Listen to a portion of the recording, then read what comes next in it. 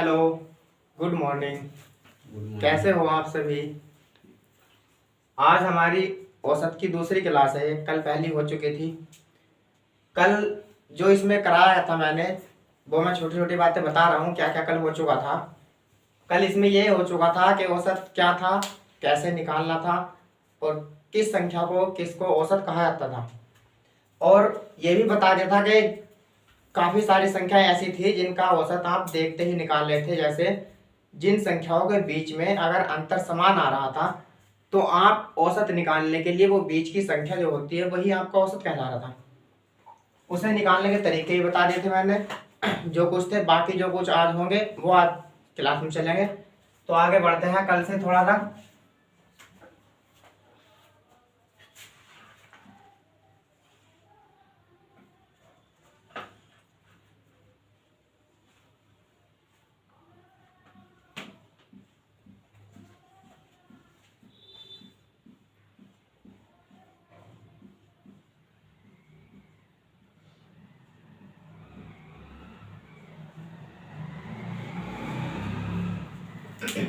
ये एक टोकरी है और इस टोकरी में कुछ चीजें रखी हैं और उन चीजों को गिनना है। अगर मैं आपसे कहूं कि इन चीजों को गिनने की शुरुआत करो तो आप अपने माइंड में कहां से गिनना शुरू करेंगे? क्या ऐसे गिनना शुरू करेंगे कि 10, 8, 9, 12, 11, 6, 2, 1 इस तरह से गिनना शुरू करेंगे, या 1, 2, 3, 4, 5, 6, 7, 8, 9 इस तरह से गिनना शुरू करेंगे? तो गिनना आप जो मैंने दोबारा दूसरे तरीके की लाइन बोली है 1, 2, 3, 4 उस तरीके से गिनना शुरू करेंगे। तो ध्यान रखना, जिस भी किसी चीज को गिनने के लिए जिन संख्याओं का प्रयोग किया जाता है वो संख्याएं प्राकृतिक संख्याएं कहलाती है। और प्राकृतिक संख्याएं हमेशा 1 से शुरू होंगी, क्योंकि आप किसी भी चीज को गिनने के लिए शुरुआत कहां से करते हो? 1 से शुरुआत करते हो और क्रम से चलते चले जाते हैं, 1, 2, 3, 4, 5 जहां तक भी चीजें जितनी भी चीजें होंगी। तो प्राकृतिक संख्याएं कौन सी होंगी? जिन किसी भी चीज को गिनने के लिए आप जिस गिनतियों का प्रयोग करते हैं वो सारी संख्याएं प्राकृतिक संख्या कहलाती हैं। और प्राकृतिक संख्याएं हमेशा 1 से शुरू होती है। 1, 2, 3, 4, 5, 6 और लास्ट में चलती चली जाएंगी, ऐसी ही है। और ये चल रही है हमारी n तक। 1 से लेकर संख्याएं n तक जा रही हैं। अगर मैं n तक ना लिखूं, 1 से लेकर और ये यहीं तक लिख रहे हैं 5 तक, 1, 2, 3, 4, 5 या आप इसे 10 तक लिख लो, ये अब भी प्राकृतिक संख्या है, क्योंकि इसके बीच में डॉट डॉट लग रहा है। इसके बीच में वे संख्याएं हैं भी जो यहाँ से 4 के बाद आती है और 10 से पहले आती है, वे संख्याएं हैं। अब इनका मैंने कल ये तो बताया था कि औसत निकालना कैसे था, क्योंकि अंतर सब में समान है। तो औसत जब किसी भी संख्याओं के बीच में अंतर समान होता है, चाहे 1 का हो, 2 का हो, 5 का हो, कितने का भी हो, सिर्फ अंतर समान होना चाहिए तो औसत आपका निकलेगा। उनके बीच की संख्याएं जो होगी वो औसत होता है। लेकिन मुझे इसका योग चाहिए। योग के लिए बताया था कल मैंने कि पहली संख्या प्लस लास्ट की संख्या और भाग कर देनी है 2 से, और फिर गुणा उस संख्या से करनी है जितनी वे संख्याएं होती हैं। और ध्यान रखना, जब भी प्राकृतिक संख्याएं लिखी हुई मिलेंगी, लास्ट में जो संख्या रखी हुई होगी वही आपका n का मान होता है, यानी कि nवां पद। nवां पद वही संख्या होगी जो लास्ट में रखी हुई होगी। सिर्फ किन संख्याओं में? प्राकृतिक संख्याओं में। प्राकृतिक संख्या 1 से शुरुआत होती है और लास्ट में जो भी रखा होगा संख्या जो भी होगी वही n का मान होगा, चाहे वो n हो, x हो, y हो, कुछ भी हो, वही n का मान होता है। अगर मैं इसका योग निकालना चाहूं, क्योंकि हमारे पास लास्ट में 10 था, संख्या अगर लिखी हुई होती है तो आप आसानी से बता सकते थे, लेकिन संख्या के अलावा x, y, z किसी का नाम हो तो बता नहीं सकते थे जल्दी से। तो मैं इसका योग औसत निकालना हूँ। औसत निकालने के लिए पहला तरीका यह था कि पहली संख्या 1 प्लस लास्ट की संख्या 10 और इसे भाग कर देता है किस चीज से? 2 से, क्योंकि औसत का सूत्र आपने पढ़ा होगा, शुरू में मैंने बताया था कि पदों का योग बटे पदों की संख्या। बताओ आप यहाँ पर पद कितने हो गए? 2 पद हो गए, तो भाग भी किस चीज से होगी? 2 से ही भाग होगी। तो ये तो हो गया औसत। और योग निकालने के लिए आपको इसमें उस संख्या से गुणा करनी पड़ेगी जितनी टोटल आपने संख्याएं लिखी हैं। और प्राकृतिक संख्याओं में टोटल संख्याएं बे संख्या होती हैं जो लास्ट में संख्या लिखी हुई होती है। तो 1 से लेकर 10 तक संख्या लिखी हुई है, तो लास्ट में n का मान क्या हुआ, यहाँ पर n का मान ही क्या हुआ, 10 हुआ। 10 से गुणा कर देंगे, ये बनता है हमारा योग, इन प्राकृतिक संख्याओं का योग। अगर इस सेम इसी तरीके से, और ये 10 से ही गुणा क्यों करते हैं, आपने ये पढ़ा होगा, कल भी मैंने शायद बताया था, औसत बराबर पदों का योग और बटे पदों की संख्या। और मुझे योग भी तो चाहिए, औसत तो हमारे पास है लेकिन मुझे योग चाहिए। बताओ अगर ये पदों का योग यहीं पर रखा हुआ है, पदों की संख्या यानी कि n, पदों की संख्या यानी कि n, और ये वाला इसके बटे में है, तो आप बताओ बराबर के जब मैं इसे इधर लाऊंगा तो इस औसत की किस चीज में जाएगा, ये आपके दिमाग में आएगा कि औसत की गुणा में जाएगा, क्योंकि बटे वाली चीज बराबर के पार जाती है तो वो गुणा में जाती है। तो औसत तो यहीं पर ऐसे ही रखा हुआ है, और आप पदों की संख्या यानी कि पूरे का मतलब होता है n, और आप n से गुणा कर दोगे तो बराबर यहाँ क्या बच रहा है, पदों का योग बच रहा है। तो यहाँ से औसत तो ये था, और हमने गुणा किस चीज से किया, पदों की संख्या से, यानी कि n से, और n कितना, 1 से लेकर 10 तक, तो ये बनता है हमारा योग। अगर आप औसत में पदों की संख्या यानी कि n के मान से गुणा कर देते हो तो आपके पास वो योग बचता है। इसी तरीके से हमें योग इसका निकालना है, प्राकृतिक संख्याओं का योग, प्राकृत संख्याओं का योग। पहली संख्या 1, क्योंकि यहां भी पहली संख्या प्राकृतिक संख्या तो 1 से ही शुरुआत होगी, यहां भी 1 है, और प्लस बताओ जब यहाँ लास्ट का पद 10 था, यहीं पर संख्या खत्म हो गई थी, लेकिन यहाँ पर किस चीज पर खत्म हुई है, n पर खत्म हुई है, तो यहाँ लास्ट का पद क्या होगा, यहाँ लास्ट वाला पद n होगा, और भाग करते हैं हम 2 से, क्योंकि पदों की संख्या 2 हो गई, पदों की संख्या बटे पदों का, यानी पदों का योग बटे पदों की संख्या। ये तो हमारा, आप बताओ क्या हुआ था, सिर्फ यहाँ तक इतनी संख्या हमारी ये औसत हुई थी, लेकिन हमें योग निकालना, तो योग के लिए हमें उस संख्या की जरूरत पड़ेगी जितनी आपने संख्याएं लिखी है, और 1 से जब संख्याएं लिखी जाएंगी तो लास्ट की जो संख्या होगी वही संख्याएं होती है। यहाँ 10 तक लिखी गई थी तो आपने 10 से गुणा कर दी थी, लेकिन यहाँ किस चीज से लिखी गई है, n से, तो आप यहाँ पर n से गुणा कर दोगे, ये बनकर आ जाएगा आपका पदों का योग, जिसे आप अच्छी तरीके से सजाकर जो लिखते हैं वो लिखा जाता है n+1 बटे 2। प्राकृतिक संख्याओं का योग का आपने सूत्र पढ़ा भी होगा, n+1/2, ये हो गया प्राकृतिक संख्याओं का योग। अब इन्हीं संख्याओं का, प्राकृतिक संख्याओं का औसत, औसत बराबर होता है पदों का योग बटे पदों की संख्या।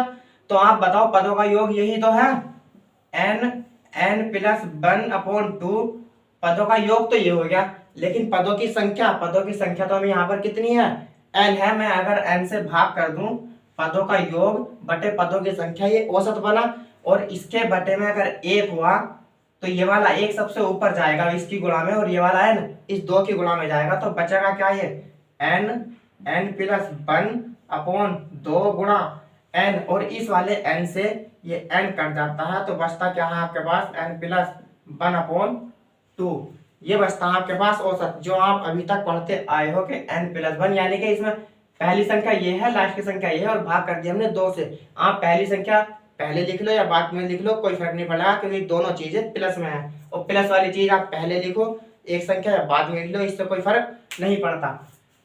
पदों का योग, अब इसमें देखते हैं हम आंसर कैसे निकालना है, उदाहरण देख लो इसका। प्राकृतिक संख्या चलेगी हमेशा ऐसे ही, 1 से लेकर 1 2 3 4 5। मुझे इन प्राकृतिक संख्याओं का योग निकालना है। योग कैसे आएगा, इस वाले फॉर्मूले से लगाना है मुझे, ये योग निकालना है। तो बताओ इसमें प्राकृतिक संख्या 1 से 5 तक लिखी हुई है, तो n का मान क्या होगा, n का मान वही तो होगा जो लास्ट में संख्या रखी गई होगी, क्योंकि 1 से शुरुआत हुई है, तो n का मान 5 हुआ, और गुणा यहाँ पर इसकी जगह n की जगह तो 5 आ गया, लेकिन n में फिर गुणा में +1 लगाकर करना है। 5 में हम ये वाला 1 जोड़ दें, कितना हो जाएगा, 6/2 हो जाएगा, पदों का योग बटे पदों की संख्या हो गया आपका योग, और 2 से काटेंगे हम इसे 3 बार, और आएगा कितना, 5 दिया 15। इसका योग हमारे पास 15 आया है। क्या 15 ही सही है, आप डायरेक्ट इसे जोड़ कर देख लो, 5 4 9 9 3 12 12 2 14 और 1 15। आप डायरेक्ट इसे ऐसे जोड़ लोगे तब भी 15 आया, और इस वाले फॉर्मूले में लगाओगे तो 15 आया। अब आप कहोगे कि सर जी जब यहाँ हल्का लग रहा है हमें जोड़ने पर, तो हमें इस फॉर्मूले की जरूरत क्या है? इस फॉर्मूले की जरूरत आपको वहां पड़ेगी जब आप संख्याएं अनगिनत या काफी सारी संख्याओं में पहुंच जाओगे। क्योंकि 5 तक थी तो आपने आसानी से जोड़ लिया, लेकिन जब आगे संख्याएं बढ़ेंगी तो आप आसानी से नहीं जोड़ पाएंगे। अगर मैं इसके औसत की बात करूं तो मैंने बताया था जब भी किन्हीं भी संख्याओं का अंतर अगर समान होता है तो औसत बीच वाली संख्या होती है। बीच वाली संख्या बताओ कौन सी है? इसमें दो संख्या इधर छोड़ दूं, दो संख्या इधर छोड़ दूं, कौन संख्या बच रही है? 3 बच रही है, जो कि यही क्या होगा? आपका औसत होगा। और आप औसत ये हुआ, अब आप इस वाले फॉर्मूले में लगा दो औसत इस वाले में, क्योंकि यहाँ संख्याएं कम थी तो आपने आसानी से पहचान लिया कि बीच की संख्या जो होती है वो औसत होगी। लेकिन संख्या जब ज्यादा होगी तो आपको इस वाले फॉर्मूले का प्रयोग करना पड़ेगा। इसमें रखकर देखते हैं कि औसत 3 निकलता है या नहीं। n का मान कितना है? 5 है, और प्लस 1 ऐसी आ जाएगा, यानी कि पहला पद, और इसे भाग करनी है 2 से। 5 और 1 6/2, काटेंगे तो कितना बचेगा? 3, जो कि हमारा 3 ही औसत था। तो ये दोनों फॉर्मूले बेस पे यानी कि प्राकृत संख्याओं के लिए सटीक है, बिल्कुल बढ़िया है। बस फर्क इतना है कि यहाँ छोटी संख्याएं थी, आप आसानी से भी बिना फॉर्मूले लगाए भी कर सकते हैं, लेकिन जब संख्याएं बड़ी आएंगी तब आपको इन फॉर्मूले की जरूरत ही पड़ेगी। अगर उतारना चाह रहे हो तो उतार लो, वरना स्क्रीनशॉट ले लेना।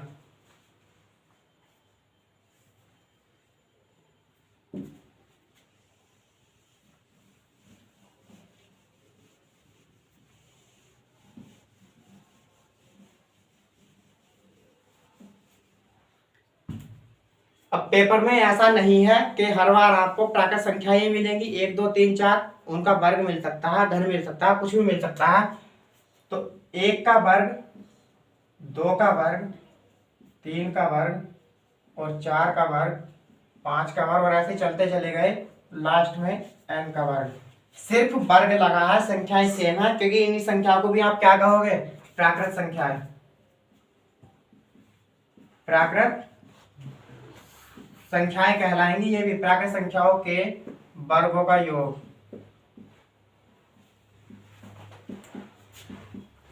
प्राकृत संख्याओं के वर्गों का योग कहलाएंगे। और योग क्या होता है?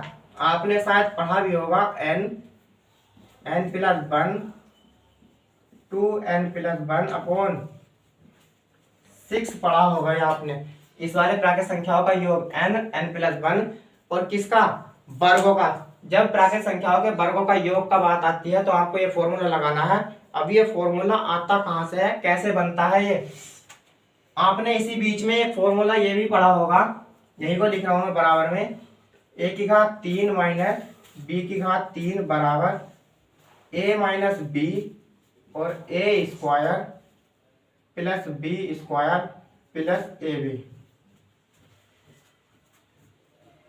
a माइनस बी की घात 3 माइनस बी की घात 3 बराबर होता है a minus b, a square plus b square plus c square. अगर यहाँ नहीं दिख रहा हो तो मैं इधर लिख रहा हूं थोड़ा सा।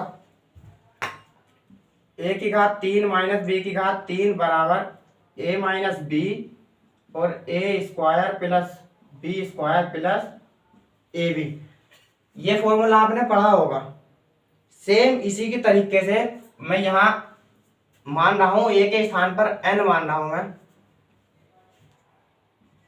n की घात 3 सिर्फ a के स्थान पर n माना है और पावर वही है, और माइनस n माइनस 1 की घात 3 b के स्थान पर मैंने n माइनस 1 माना है, फॉर्मूला बाकी वही है। जब यहाँ पर a माइनस बी की घात 3 माना था तो बराबर में लिखा था a माइनस बी। तो यहाँ बताओ बराबर में क्या आएगा? a का मान n है और माइनस b का मान n माइनस 1, यही तो होगा। a का मान n था यहाँ पर तो n लिख दिया, माइनस के n माइनस 1, और जब ये n माइनस का अंदर जाएगा तो यहीं से प्लस बना देगा और ब्रैकेट में आएगा a square plus b square plus ab।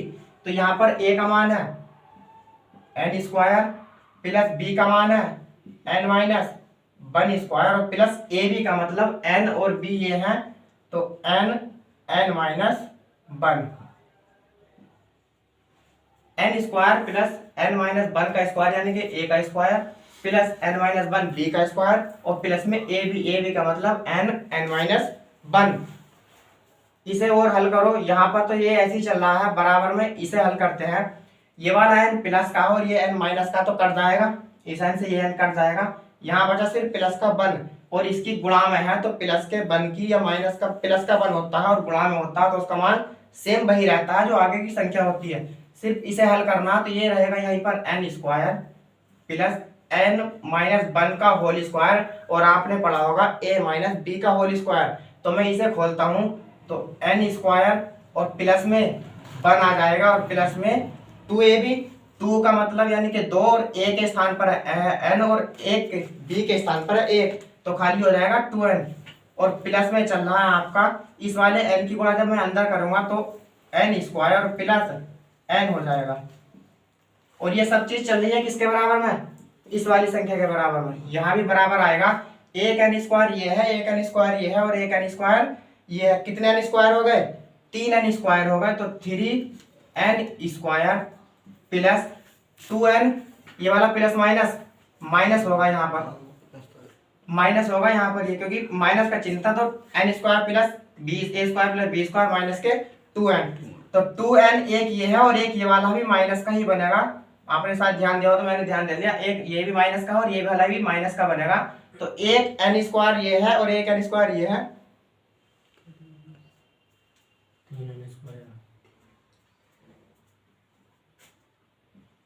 3n square plus minus के 2n ये है और प्लस माइनस का ही n ये है, और जब माइनस माइनस की संख्या होती है तो दोनों प्लस बन जाती है, लेकिन चिन्ह माइनस के आता है, तो 2n माइनस का और 1n माइनस का, तो माइनस का आ जाएगा कितना, माइनस का 3n, और प्लस में बच रहा है कितना, प्लस में बच रहा है ये वाला 1। अब आप मुझे ये बताओ इस वाले फॉर्मूले को टोटल को हल करने के बाद मुझे क्या मिला, 3n square minus 3n plus 1। अब ये बताओ यहाँ पर n था और n की पावर 3 था, और इस वाले n की पावर 3 में सिर्फ 3 से गुणा हो गई है और पावर 1 कम हो गई है। इस वाले n की पावर 3 थी यहाँ, बस यहाँ पर क्या हुआ, 3 से तो गुणा हो गई और n की पावर 3 की बजाय कितनी हो गई, n की पावर 3 की बजाय 2 हो गई।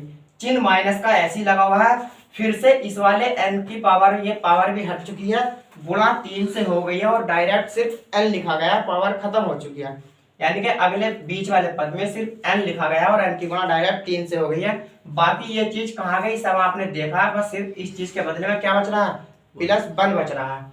अब सेम इसी तरीके से ये बचा है n की घात 3 माइनस n माइनस 1 की घात 3 बराबर, अगर मैं करता हूं यहाँ पर n माइनस 1 की घात 3 माइनस n माइनस 2 की घात 3, क्योंकि ये a का स्क्वायर a की घात 3 माइनस b की घात 3, a के स्थान पर n माइनस 1 है, b के स्थान पर n माइनस 2 है, और बराबर में बताओ जब इस वाले फॉर्मूले को हल करने पर सिर्फ इतनी सी संख्या बच रही थी, और ये भी कैसे, इस वाले n की पावर हुई 2, यहाँ n की पावर 2 है, ये पूरे की पावर 3 है, तो इसकी पूरे की पावर हो जाएगी यानी कि n माइनस 1 की पावर हो जाएगी 2, लेकिन गुणा किस चीज से हुई यहाँ पर, 3 से, तो यहाँ भी 3 से गुणा हो जाएगी। आप ऐसे कर लेना, आंसर जो मैं यहाँ लिख रहा हूँ वही आएगा। चिन्ह माइनस का ऐसे ही लगा हुआ है, बीच वाले पद में यहाँ सिर्फ n लिखा हुआ था, n के स्थान पर सिर्फ अब क्या है, n माइनस के 1 है, n माइनस के 1, और गुणा किस चीज से हो गई थी, 3 से, तो 3 से गुणा आप यहाँ कर देंगे और लास्ट में बचा था प्लस के 1। ये आप अपने आप कॉपी पर चाहे सोल्व करके देख लेना, यही आएगा, मैंने सिर्फ इसकी देखा देख किया, सेम टू सेम ऐसे ही। अब अगला n माइनस के 2 का क्यूब और माइनस n माइनस के 3 का क्यूब अगर मैं करता हूं सेम इसी तरीके से, तो सिर्फ इस बार सिर्फ n का मान चेंज हो रहा है, यहाँ पर n का मान n माइनस 2 हुआ, तो यहाँ पर क्या हो जाएगा, n माइनस के 2 और इसका वर्ग गुणा हो जाएगा किस चीज से, 3 से, माइनस का चिन्ह ऐसे ही लग जाएगा। यहाँ पर इस वाले n की बस पावर भी खत्म हो चुकी है और सिर्फ ये संख्या रह गई थी, तो n माइनस के 2 और इसकी गुणा 3 से हो जाएगी और लास्ट में प्लस चला 1। ये ऐसे ही चलता रहेगा। अब धीरे धीरे यहाँ कहीं ना कहीं सेम टू सेम 1 2 3 ऐसे चलता रहेगा, तो यहाँ पर अगर मैं 2 की पावर 3 मान लूँ माइनस के 1 की पावर 3 मान लूँ, तो बराबर में इसके आ जाएगा, यानी कि 2 की पावर 3 माइनस के 1 की पावर 3 और बराबर में चलेंगे। बताओ यहाँ पर सिर्फ n का मान चेंज हुआ, यहाँ n की जगह कितना है, 2 है, पावर वही है, तो n की जगह 2 है, तो इस 2 को ऐसे लिख देना, और पावर में कितनी बन रही है, पावर में 2, और गुणा किस चीज से हो रही थी, गुणा हो रही थी 3 से, 3 से गुणा हो रही थी, और इस वाले पद में सिर्फ पावर 2 हो गई थी, माइनस का चिन्ह ऐसे ही आ जाएगा। यहाँ पर सिर्फ ये 2 ऐसे ही रहेगा क्योंकि यहाँ पर n था, सिर्फ n बचा था और 3 से गुणा कर दी थी। यहाँ 2 है तो सिर्फ 2 बचेगा और गुणा कर देंगे हम इसकी 3 से। प्लस में सिर्फ अब चल रहा है 1, प्लस में 1 ही चल रहा है। अब यहाँ अगर 1 की घात 3 हुआ माइनस के 0 की घात 3 हुआ बराबर, इस a की गुणा सिर्फ 1 का पावर 3 थी तो 1 की पावर 2 बन जाएगी और गुणा हो जाएगी 3 से।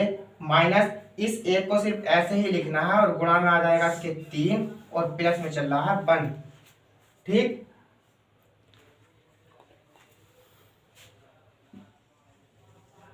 अब मैं इसे थोड़ा सा हल करता हूं, इसे हल कर रहा हूं मैं। अब मैं इन्हें अगर जोड़ने पर करता हूं, सारी संख्याओं को, बराबर के चिन्हों को अलग जोड़ना, बराबर के इधर वाली संख्याओं को अलग जोड़ता हूं, तो बताओ ये वाली संख्या माइनस के 1 की घात 3 और n माइनस के 1 की घात 3, ये प्लस है और ये माइनस है तो जोड़ने पर कट जाएंगे। n माइनस 1 की n माइनस 2 की घात 3 माइनस है और ये n माइनस 2 की घात 3 ये प्लस है, ये कट जाएगा। और इसी तरीके से यहाँ पर जो बीच में संख्याएं चलती रहेंगी वो भी कट जाएंगी और ये 2 भी कट जाएगा और ये चीज भी कट जाएगी। सिर्फ इस वाली संख्या में बच क्या रहा हमारे पास, n की घात 3 बच रहा है। सिर्फ यदि ये आगे चलते चलेंगे तो सारी चीज कट जाएंगी क्योंकि जोड़ने पर एक चीज माइनस की और एक चीज प्लस की हो तो वो सारी संख्या कट जाती हैं। सिर्फ यहाँ बचा n की घात 3, n की घात 3 बच रहा है और बराबर। अब मैं इधर से जोड़ना हो इधर पर, जोड़ने पर मैं इनमें समय बताओ 3 3 3 3 सब में 3 है तो मैं यहाँ से 3 कॉमन ले रहा हूँ। 3 अगर कॉमन ले लूँ तो यहाँ कितना बचेगा, a स्क्वायर, और प्लस में चल रही है संख्या तो 2 का क्यूब 2 का स्क्वायर, और प्लस में यहाँ कहीं ना कहीं बीच में 3 होगा 4 होगा, इस तरह से संख्या चलती चली गई होंगी।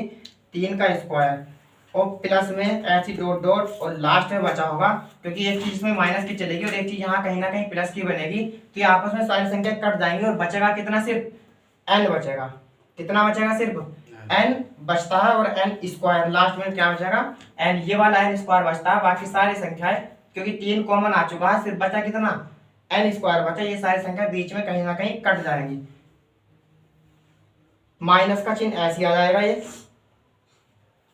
इसमें से मैं 3 कॉमन लेता हूं तो संख्या क्या बचेंगी, 1 प्लस 2 प्लस 3 और कहीं ना कहीं चलते चलते ये भी सारी संख्याएं कट जाएंगी और लास्ट में क्या बचेगा, सिर्फ इसमें से यहाँ पर बचेगा n और लास्ट में बचेगा ये वाला क्योंकि 3 कॉमन आ जाएगा, n बचता है। अब प्लस का चिन्ह आ गया, 1 1 1 1 1 ये चलता है। अब आप बताओ जब अभी अभी पीछे प्राकृतिक संख्याएं लिखी थी और n तक लिखी गई थी और n का मान चाहिए था तो बताओ आपने वो मान क्या माना था, यानी कि n का n ही मान तो माना था कि कहाँ तक लिखी गई थी, तो जहां तक जितनी बार संख्या लिखी गई थी वो n बार तक लिखी गई थी तो आपने n मानना था। तो बताओ 1 1 1 और ये यहाँ से चलते चले जाते कितनी बार लिखी जा रही है, n बार लिखी जा रही है तो प्लस का आ जाएगा यहाँ पर n। समझ में नहीं आया तो वीडियो दोबारा देख लेना। यहां से अब n की घात 3 यहीं पर लिखा हुआ है, n की घात 3 बराबर ये संख्या सेम ऐसे ही है, 3 1 का स्क्वायर प्लस 2 का स्क्वायर प्लस 3 का स्क्वायर और डॉट डॉट n का स्क्वायर और माइनस में बताओ अभी अभी आपने किया था कि 1 प्लस 2 प्लस 3 ये क्या प्राकृतिक संख्याएं हैं और अगर ये प्राकृतिक संख्या है तो बताओ इनका योग यानी कि इनका सूत्र क्या होता है, क्या इनका सूत्र यही तो होता है, प्राकृतिक संख्या होगा n, 3 ऐसी है ये लिखा हुआ और n प्लस 1 ये हो गया 3, इस वाले 1 प्लस 2 प्लस 3 प्लस और डॉट डॉट चलते चले जाएंगे n तक। इसका सूत्र अभी अभी पढ़ा था, प्राकृतिक संख्या होगा यानी कि n प्लस 1 बटे 2, मैंने इसके स्थान पर n प्लस 1 बटे 2 लिख लिया, प्लस में बच रहा n। यहाँ पर n की घात 3 ऐसे ही लिखा हुआ है, ये वाली चीज मैं इधर लेकर आ रहा हूँ क्योंकि मुझे मान इसका चाहिए है तो इसके बराबर होना चाहिए और जिसका मान चाहिए होता है उसके बराबर में कुछ नहीं होना चाहिए सिवाय उसकी गुणा में भाग में कुछ नहीं होना चाहिए, बस बराबर में होना चाहिए कुछ भी।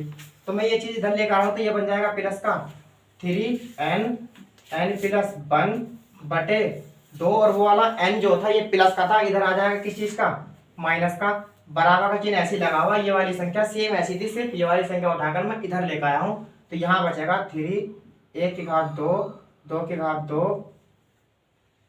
और 3 की घात 2 और लास्ट में चलता चला जाएगा n की घात 2। यहां मैं दोनों पदों में 2 से गुणा कर रहा हूं, क्योंकि आप जब बराबर के संख्याओं में किसी भी चीज से गुणा जोड़ घटा कुछ भी करोगे तो आप दोनों को संख्याओं को बराबर देना चाहिए। इसमें अगर 2 से गुणा करूंगा तो इस वाले पद में भी 2 से गुणा होनी चाहिए। मैं 2 से गुणा कर रहा हूं इसमें, जब मैं 2 से गुणा इसमें करूंगा तो ये हो जाएगा 2n की घात 3 प्लस, आप बताओ मैं जब इस वाले पद में 2 से गुणा करूंगा तो इसकी गुणा में 2 आएगा और ये वाला 2, बताओ 2 से 2 कटेगा या नहीं? 2 से 2 कट जाएगा तो क्या बचेगा? सिर्फ 3n और n प्लस 1 और माइनस, जब इस वाले 2n में मैं 2 से गुणा करूंगा तो यहाँ हो जाएगा 2n बराबर, बताओ जब मैंने 2 से गुणा यहाँ की है तो 2 से गुणा मुझे इधर भी करनी पड़ेगी। 3 में 2 से गुणा होगी तो 2 तिया 6 हो जाएगा और आगे चलेगा 1 स्क्वायर 2 स्क्वायर 3 स्क्वायर और डॉट डॉट n स्क्वायर। अब मैंने 2 से गुणा कर दिया, लेकिन मुझे कुछ चीज में कॉमन चमक रही है, वो मैं कॉमन चीज ले रहा हूँ। क्या वो कॉमन चीज है? n। अगर मैं यहाँ से n कॉमन ले लूं, n बाहर आ जाएगा तो यहाँ बचेगा 2n की घात 2 प्लस n, यहाँ से ये वाला कॉमन बाहर आ गया, कितना बच गया? 3 और इस वाले 3 की जब मैं n से गुणा करूंगा तो हो जाएगा 3n और प्लस इस वाले 3 की जब मैं 1 से गुणा करूंगा तो 3 माइनस n, यहाँ से कॉमन आ जाएगा तो बचेगा कितना? 2 बराबर 6 और 1 square 2 square 3 square dot dot n square.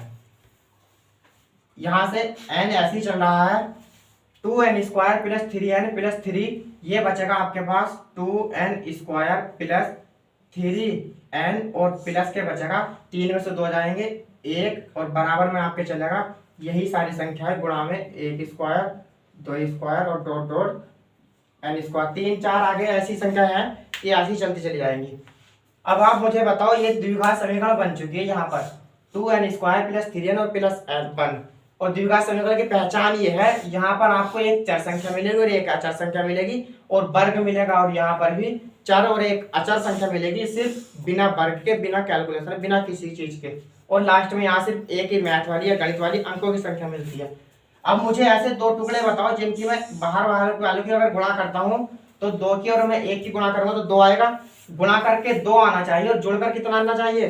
जोड़कर 3 आना चाहिए। और ये जोड़कर ही क्यों आना चाहिए? तो इस बात के लिए आपको चिन्ह देखना पड़ेगा, ये वाला। अगर यहाँ पर चिन्ह प्लस का है तो जोड़कर आना चाहिए, अगर माइनस का है तो घटा कर आना चाहिए। तो ऐसे 2 टुकड़े कौन कौन से होंगे? n, और ये 2n ऐसी स्क्वायर लिख रहा है प्लस 2n प्लस n। बताओ मैं इस 3n को 2n प्लस n लिख सकता हूँ, क्योंकि अब भी ये 3n है और मैं 2 की और इस n की गुणा में 1 है, 2 की मैं 1 से गुणा करूंगा तो 2 बनेगा और 2 को और 1 को जोड़ूंगा तो 3 बनेगा। प्लस में चल रहा है आपका 1 और बराबर में संख्या यही है और डॉट डॉट n स्क्वायर। यहां बचेगा आपका n स्क्वायर नहीं, यहाँ n और यहाँ पर बचेगा सिर्फ 2n स्क्वायर प्लस ये बच जाएगा आपका 2n और प्लस n और प्लस 1 और बराबर बचेगा आपका ये जो ऐसे ही चलता चला जा रहा है n स्क्वायर तक। इसमें से आप इन दोनों चीजों में से क्या कॉमन ले सकते हो? 2n कॉमन ले सकते हैं हम, तो 2n अगर मैं कॉमन ले लेता हूं तो यहाँ कितना बच गया? n बचेगा और प्लस यहाँ कितना बचेगा? 2n जब कॉमन बाहर आ गया तो सिर्फ बचेगा 1 और प्लस इस n और इस 1 में से मैं सिर्फ 1 कॉमन ले सकता हूँ, क्योंकि इसकी गुणा में भी 1 है और इसकी गुणा में भी 1 है। 1 अगर मैं कॉमन ले लूँ तो यहाँ कितना बचेगा? n और यहाँ कितना बचेगा? प्लस 1, क्योंकि 1 इसकी गुणा में था, गुणा वाला बाहर ले लो तो बचेगा सिर्फ 1 और बराबर में आपके चलेगा यही n स्क्वायर, यानी कि ये सारी संख्या ऐसी चलती चली आएंगी 1 स्क्वायर तक, n स्क्वायर तक। यहाँ से n ऐसी रहेगा, ये 2n और इन दोनों तीनों चिन्हों में से कौन सा चीज कॉमन है? n प्लस 1 यहाँ और n प्लस 1 यहाँ, तो मैं कॉमन ले लूंगा n प्लस 1 और फिर गुणा में बचेगा 2n प्लस 1 और बराबर में चलता है आपका यही 1 स्क्वायर 2 स्क्वायर और लास्ट में चलता रहेगा n स्क्वायर तक। यहाँ बचा आपके पास n प्लस 1 2n प्लस 1 और ब्रैकेट बराबर में चल रहा है ये। अब मुझे सूत्र चाहिए सिर्फ प्राकृतिक संख्याओं के वर्गों का योग। तो प्राकृतिक संख्याओं के वर्गों का योग अगर चाहिए तो इसकी गुणा भाग में कुछ नहीं होना चाहिए। तो मैं अगर यहाँ पर तो संख्या यही लिखी हुई है n प्लस 1 और 2n प्लस वन, यही तो बचा है सिर्फ एन, एन प्लस वन और 2n प्लस वन। और अगर ये बताओ 6 इसकी इस पूरी संख्या की गुणा में है तो इसके किस चीज में आएगा, इसके बटे में आएगा। ये वाली संख्या थोड़ी अलग है, नीचे आप देख लेना सही से। तो n, n plus one, 2n plus one बटे 6 और बराबर में क्या बच रहा है, 1 square, 2 square, 3 square dot dot n square, बराबर में ये बच रहा है। बताओ एन एक का स्क्वायर अगर मैं इन दोनों को जोड़ूंगा, योग करूंगा इनका, तो 1 square plus 2 square plus 3 square plus 4 square plus 5 square, ऐसे ही चलते चले जाएंगे लास्ट तक, कहाँ तक, एन स्क्वायर तक चलते चले जाएंगे। तो इसके बराबर क्या बचता है, n, n plus one, 2n plus one बटे 6। और ये कहाँ से आया था, क्यों आया था, वो मैंने आपको बता दिया है। समझ में आया होगा या नहीं आया होगा कह नहीं सकता, दोबारा समझ लेना। अगर नहीं समझ में आया तो स्क्रीनशॉट ले लो या नोट कर लो।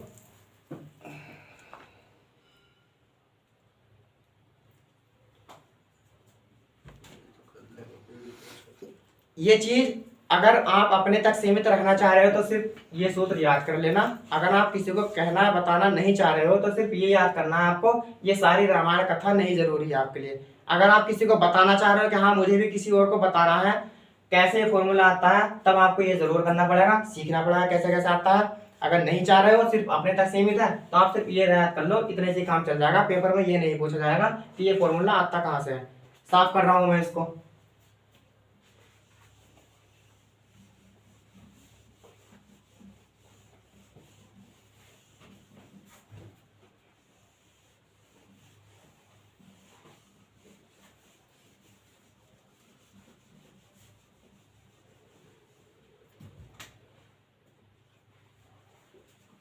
अब देखते हैं इसका इस फॉर्मूले से योग क्या निकलता है। 1 square plus 2 square plus 3 square. छोटी संख्या देखते हैं कि हाँ ये फॉर्मूला काम करता है या नहीं करता है छोटी संख्याओं से। तो और मैंने बताया था कि प्राकृतिक संख्या जब भी शुरू होती है 1 से शुरू होगी और लास्ट जहां तक खत्म होती है वही आपका n का मान होता है। इसमें लास्ट वाला पद भी सेम वही होता है और n का मान भी वही होता है। पहले तो हम डायरेक्ट ऐसे ही जोड़ते हैं कि क्या आंसर इसका ऐसे ही सही आ रहा है या नहीं, फिर हम फॉर्मूले में लगाएंगे इस वाले में कि क्या ये फॉर्मूला सही है या नहीं। तो हम सीधे सीधे जोड़ रहे हैं, तो इसका अगर मैं करता हूं तो ये हो जाएगा 1, क्योंकि 1 का वर्ग 1 और 2 का वर्ग हो जाएगा 4 प्लस 3 का वर्ग हो जाएगा 9, बराबर कितना आएगा, 9 और 4 13 और 1 14। यानी कि अभी तक इसका योग 14 आना चाहिए था, 14 ही है। अब हम देखते हैं उस फॉर्मूले में कि हाँ फॉर्मूला सही है या नहीं। बताओ वहां पर n चाहिए और n का मान क्या होगा, इसमें n का मान 3 होगा क्योंकि संख्या 3 पे खत्म हो चुकी है, तो n का मान 3 हुआ। फिर n प्लस 1 यानी कि n में एक और जोड़ दिया, तो n में एक और जोड़ दूंगा तो यहाँ पर 3 हो जाएगा, 3 का और 1 4 हो जाएगा। और फिर यहाँ पर n की गुणा 2 से हो रही है तो n का मान 3 है, 3 की गुणा 2 से होगी, 3 दूनी 6 और 1 कितना हो जाएगा 7, और बटे करना है इससे किससे 6 से, 3 दूनी 6 और 2 दूनी 4 और 7 दूनी 14। तो बताओ हमने अगर जब डायरेक्ट जोड़ा था सेम बिना फॉर्मूले के तो हमारा आंसर 14 आया था, और मैंने अगर इस फॉर्मूले में लगाकर जोड़ा तो हमारा आंसर तब भी 14 आया था। तो इसका मतलब ये है ये फॉर्मूला इस वाले सवाल के लिए सही है, आप इसे गलत नहीं ठहरा सकते अब, क्योंकि ये छोटी संख्याएं थी तो छोटी संख्याओं का मान हमने आसानी से निकाल लिया था। हमने ये चेक करने के लिए कि क्या ये सूत्र सही है या गलत है, तो ये चेक किया हमने, तो ये चेक करने पर हमें पता लगा कि ये सूत्र सही है। आप चाहे अब कितनी भी संख्या याद आए आप आराम से इस वाले इनका वर्गों का योग आप आराम से निकाल सकते हो, जैसे कि 1 का स्क्वायर 2 का स्क्वायर और चलते चले गए 99 का स्क्वायर, क्योंकि अब 99 तक पहुंच गई है ये, तो अब आप एक साथ जोड़ोगे तो नहीं कि 99 का वर्ग फिर 98 का वर्ग 97 का वर्ग सब जोड़ोगे, तब आपके पास काम यही फॉर्मूला आने वाला है। और इसमें n चाहिए होता है और n का मान वो होता है प्राकृतिक संख्या में जो लास्ट में रखी हुई संख्या होता है, n का मान 99 हो जाएगा। आप खुद करके देखना इस वाले फॉर्मूले में और आपका आंसर आ जाएगा। अब हम चलते हैं थोड़ा सा इससे आगे। प्राकृतिक संख्याओं का योग हो गया, प्राकृतिक संख्याओं के वर्गों का योग हो गया, अब आता है प्राकृतिक संख्याओं के घनों का योग। 1 की घात 3, 2 की घात 3, 3 की घात 3, 4 की घात 3 और चलते चले जाएंगे। तो ये कहाँ तक चल रही है, n तक चल रही है, तो n की घात 3। और इसके फॉर्मूले की बात करूं तो फॉर्मूला बन जाएगा आपका n प्लस 1 बटे 2 और इन सभी का होल स्क्वायर। ये लिखा हुआ मिलेगा आपको, या फिर इसके बदले में जब इनका सबका होल स्क्वायर तो इस n का भी होल स्क्वायर होगा और इस n प्लस 1 का भी होल स्क्वायर होगा, और इस 2 का होल स्क्वायर कितना होता है 4 हो जाएगा। या तो ये होगा लिखा हुआ कहीं या फिर ये होगा, दोनों सेम है। ये यहाँ मैंने सिर्फ खोल के लिख दिया ऐसा पूरा पूरा, और यहाँ से पूरे संख्या पर वर्ग था। तो ये तो हो गया आपका योग, जो सूत्र बनना था आपका प्राकृतिक संख्याओं के घनों का योग, प्राकृत संख्याओं के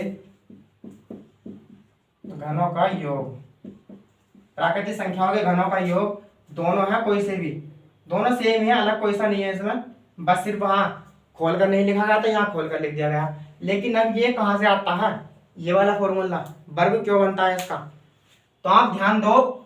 अगर ये वर्ग में हटा दूं यहाँ से तो n प्लस 1 बटे 2, बताओ किस चीज का सूत्र था ये, n प्लस 1 बटे 2, ये शायद उस चीज का सूत्र है, यानी कि प्राकृतिक संख्याओं के योगों का।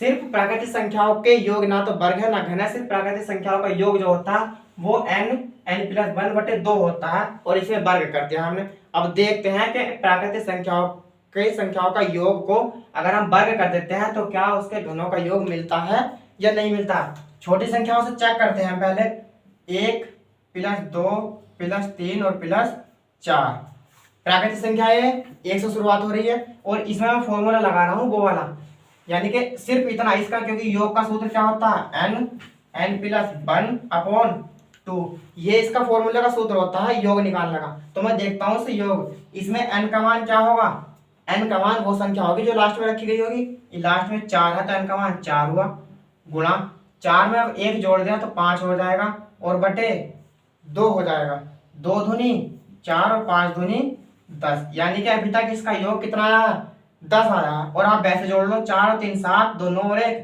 10, यानी कि ये फॉर्मूला ठीक है, हमारा 10 आ गया।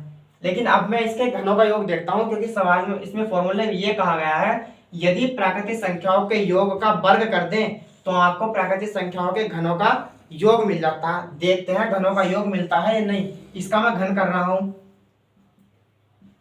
प्लस 2 की घात 3, 3 की घात 3 और 4 की घात 3, और बिना सूत्र के मैं देखता हूं कि इसका घन क्या आएगा। 4 का 1 का वर्ग 1 का घन 1 आता है, 2 का घन 8 आएगा, 3 का घन 27 और 4 का घन 64। अब इसे जोड़ कर देख लो, 4 और 7 11, 11 और 8 19, 19 और 1 20 का 0 हासिल लगे, 2 6 2 8 और 2 10। हमारा फॉर्मूला का, यानी कि हमने जब इसके घनों को जोड़ा तो हमारा 100 आया है, ठीक। और इसमें फॉर्मूले में कहा गया है कि प्राकृतिक संख्याओं का योग का अगर आप वर्ग कर दो तो आपको उन प्राकृतिक संख्याओं के घनों का योग मिल जाता है। तो बताओ क्या ये 100 इस 10 का वर्ग है, क्योंकि इस 10 का वर्ग क्या हुआ 100 हो गया। इस अगर 10 का वर्ग 100 है तो इसका मतलब ये फॉर्मूला सही है। हम क्यों फिर इस घन को करें कि हाँ इसका घन होगा 2 का घन 8 और 3 का घन 27, 4 का घन 64।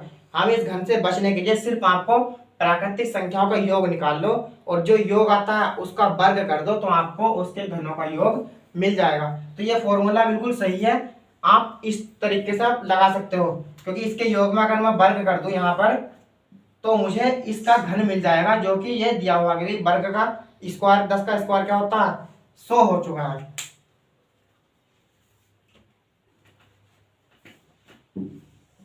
साफ कर रहा हूं मैं अभी से। अब आगे बढ़ते हैं थोड़ा सा,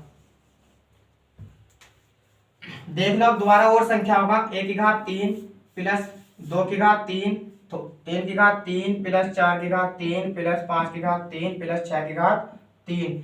इसका मुझे योग निकालना है, क्या निकालना है योग। अब यह भी हमने देखा था कि यदि प्राकृतिक संख्याओं का हम योग निकाल लेंगे, प्राकृतिक संख्याओं का योग निकालते हैं तो हमें उसका योग निकालकर वर्ग कर देना चाहिए, आपको प्राकृतिक संख्याओं के घनों का योग मिल जाएगा। अब मुझे इसका घनों का हमें पता चल ही गया था कि हमने सही किया था या गलत किया था, वो सही था आंसर। अब हम क्या करेंगे, यहाँ 1 रह गया था लिखने से, यहाँ 1 लिख लेना, n square plus n plus 1 का होल स्क्वायर बटे 2 4। अभी हमने देखा था कि यदि हम प्राकृतिक संख्याओं का योग निकाल लें और उस योग का वर्ग कर दे वर्ग तो आपको उन संख्याओं के घनों का योग मिल जाता है। तो मुझे इसकी जरूरत नहीं है कि मैं हाँ इसका घन करूं फिर इसका घन और लिख करके जोड़ूं। मैं पहले प्राकृतिक संख्याओं का योग निकाल लेता हूं, और प्राकृतिक संख्या वे होती है सिर्फ 1 2 3 4 चल जाए, इसकी पावर कुछ नहीं होती। तो योग निकालने के लिए पहले n का मान कितना है 6 गुणा, फिर n+1 करना पड़ता तो 7 और बटे में 2 आ जाता है। और मैं अगर इसका क्या कर दूं वर्ग कर दूं तो मुझे इन प्राकृतिक संख्याओं का योग मिल जाएगा। 2 तिया 6 और 7 तिया 21, और 21 का अगर मैं वर्ग करता हूं तो कितना आएगा 441। तो प्राकृतिक संख्याओं के इन वाली का 1 की घात 3, 1 की घात 3, 2 की घात 3 और 6 की घात 3 तक योग अगर मैं निकालना चाहूँ तो योग कितना आ जाएगा 441। कैसे आएगा? क्योंकि हमने शुरू में प्राकृतिक संख्याओं का सिर्फ योग निकाला है, ना कि घनों का। और प्राकृतिक संख्या का योग सिर्फ इतना होता है, यानी कि n और n+1 और बटे 2 ये होता है। तो मैंने यही तो निकाला शुरू में, n का मान 6 था और n में 1 जोड़कर यानी 7 और बटे 2 इसको कर लिया। और बाद में अगर मैं इसका वर्ग कर दूं तो मुझे मिल जाता है क्या प्राकृतिक संख्याओं के घनों का योग, जो कि हमारा आया था 2 तिया 6, 3 बार कटा और 7 के 21 और 21 का वर्ग 441। ये हो गया हमारा प्राकृतिक संख्याओं के घनों का योग। अब बात आती है इसके औसत की। साफ कर रहा हूँ, उतार लिया होगा, स्क्रीनशॉट ले लिया होगा आपने।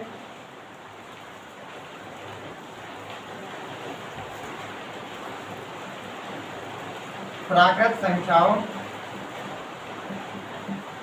का औसत,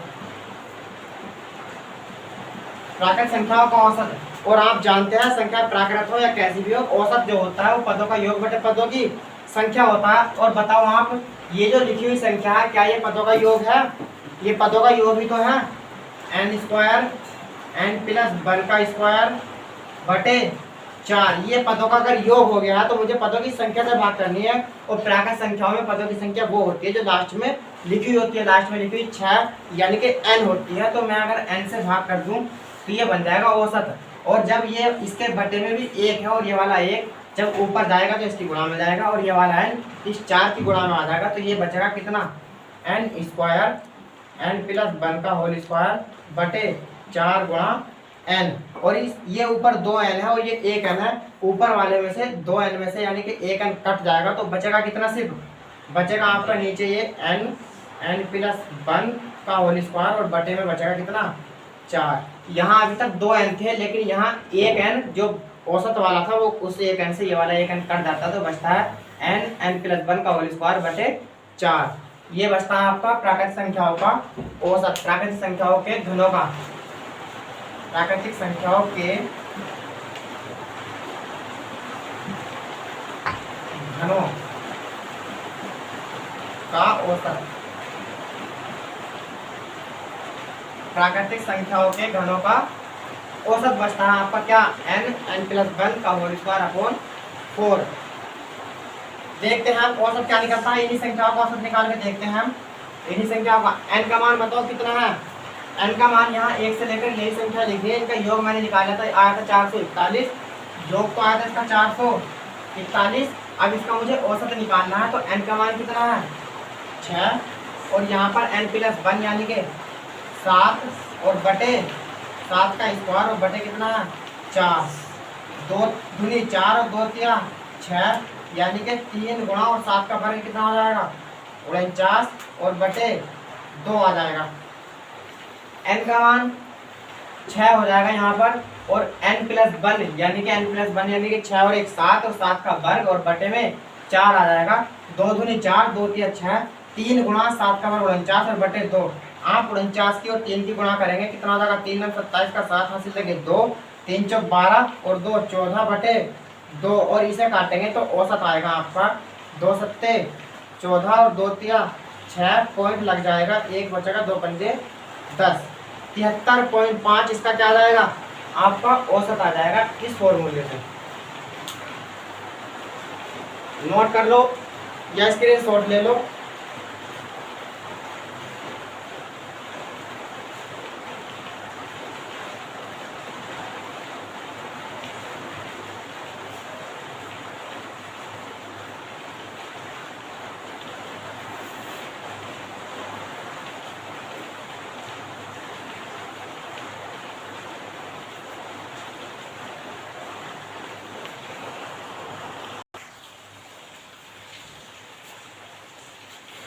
आज के लिए इतना ही काफ़ी है, बाकी बातें आपके साथ कल होंगी। अगर समझ में नहीं आए तो वीडियो दोबारा देखना, बाकी बातें आपके साथ कल होंगी। Thank you.